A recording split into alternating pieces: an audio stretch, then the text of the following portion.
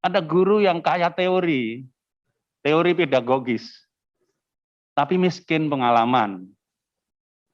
Ada guru yang kaya pengalaman, miskin teori pedagogis, sehingga ketika kemudian harus menjawab tes-tes objektif, mereka tidak bisa.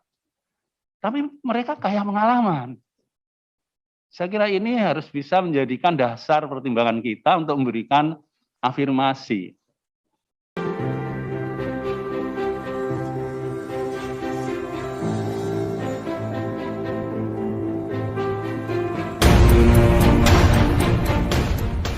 Ingin menyampaikan kepada Pak Menteri dan jajarannya agar menggunakan kesempatan rekrutmen P3K ini sebagai sebuah kesempatan yang sangat baik untuk membayar hutang pemerintah kepada para guru-guru honorer.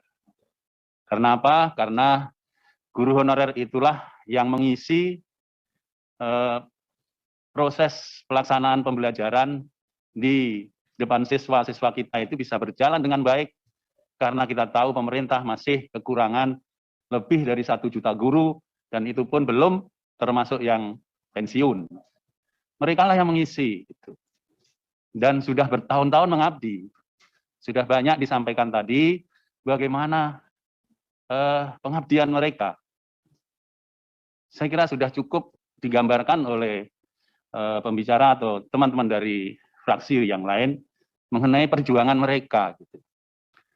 Nah, saat ini pun saya tahu bahwa mereka mengikuti rapat kerja hari ini.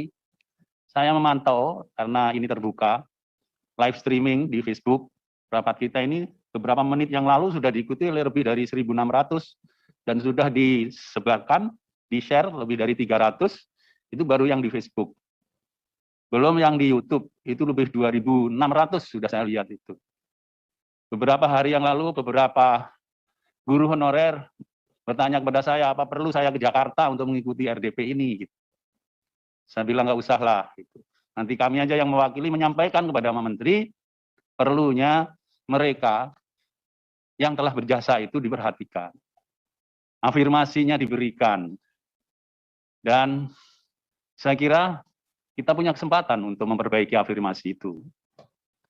Nah, sekarang ini mereka merasa dibebani satu tambahan pikiran, karena passing grade itu dimaksudkan, mengapa harus tinggi? Karena dimaksudkan untuk melindungi siswa. Karena dimaksudkan untuk mendapatkan guru yang baik. Gitu. Tapi saya kira ini juga debatable, karena tesnya cuma tes kognitif, Pak Dirjen, Pak Menteri.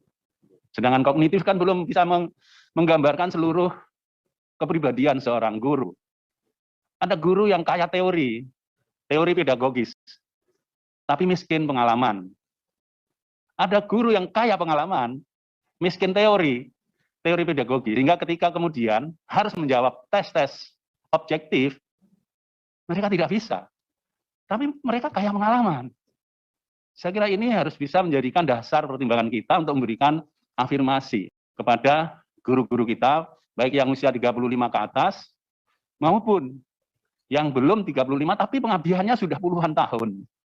Saya kira itu yang kami harapkan. Sekali lagi, gunakanlah kesempatan mengangkat P3K ini untuk membayar hutang kepada guru-guru honorer kita yang telah memberikan pengabdian mereka untuk bisa diangkat menjadi ASN P3K.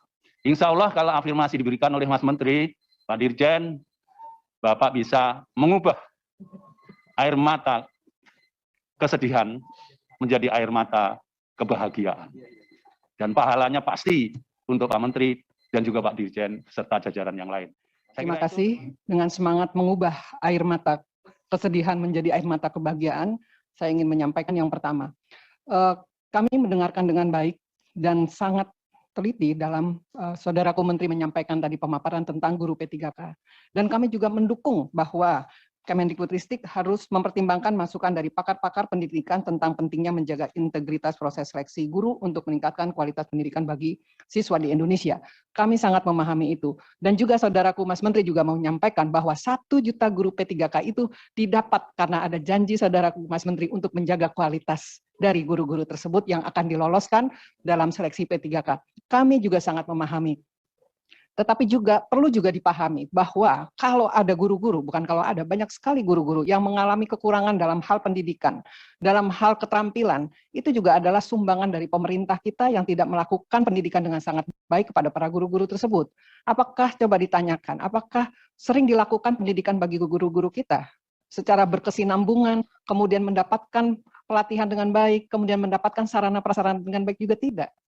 Saya bisa sampaikanlah, saya ini mewakili Bengkulu saja, bahwa di Bengkulu, di Kabupaten Kaur, ada satu sekolah, satu atap, di mana ada SD, SMP, tidak pernah mendapatkan laptop. Terus kemudian guru honornya ada 4 dan guru PNS-nya 1. Mereka harus melakukan pengajaran di situ. Nah ini yang 4 ini kemudian melakukan ikutan ini P3K, Bu Dewi kita nih ikutan.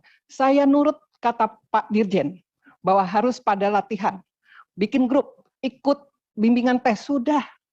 Ikut pelatihan, sudah. Walaupun susah payah itu, kalau mau pergi ikut pelatihan itu nyebrang dulu jembatan. Dan itu banyak kejadian.